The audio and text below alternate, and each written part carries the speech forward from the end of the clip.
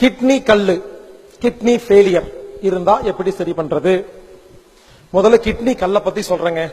Kidney கல்லை ஒரே நாளில் கரைப்பது எப்படி? Super idea. ஒரு நாள் தான் டைம்.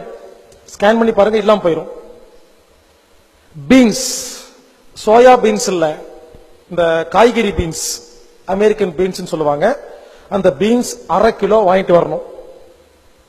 அதுல இருக்கிற விதையெல்லாம் எடுத்துடணும், சின்ன சின்னதா கட் பண்ணணும். 1/2 கிலோ பீன்ஸ 2 லிட்டர் தண்ணியில போட்டு அடுப்புல வச்சு சூடு பண்ணணும். கேஸ் ஸ்டவ் சிம்ல வச்சு லேசா வச்சு 2 மணி நேரம் சூடு பண்ணணும். சூடு பண்ணி முடிச்ச உடனே அதை எடுத்து மிக்சியில போட்டு கூழ் மாதிரி அரைச்சிடணும்.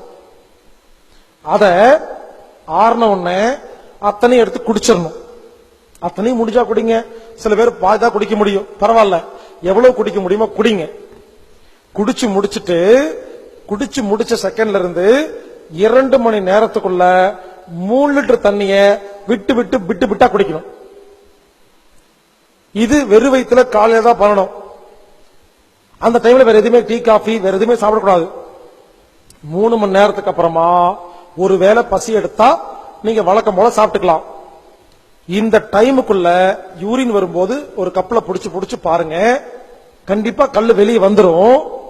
ஒரு சில நேரத்துல சில பேத்துக்கு வந்துருது, சில பேத்துக்கு வலி எடுக்கும். அந்த கல்லு வெளியே வருது இல்லைங்களா, யூரின் ட்ராக்ல லேசா வலிக்கும். சில பேத்துக்கு கொஞ்சம் கீறி விட்டு அங்க புண்ணெல்லாம் கூட பண்ணிரும். பயப்படாதீங்க. அப்படி வந்தாலும் அந்த கல்லு வெளியே வந்துரும், லேசா வலிக்கும். 2 நாள்ல அந்த வலி சரியா போயிடும். ஆனா கூட ஒட்டிக்கு அவ்வளவுதான்.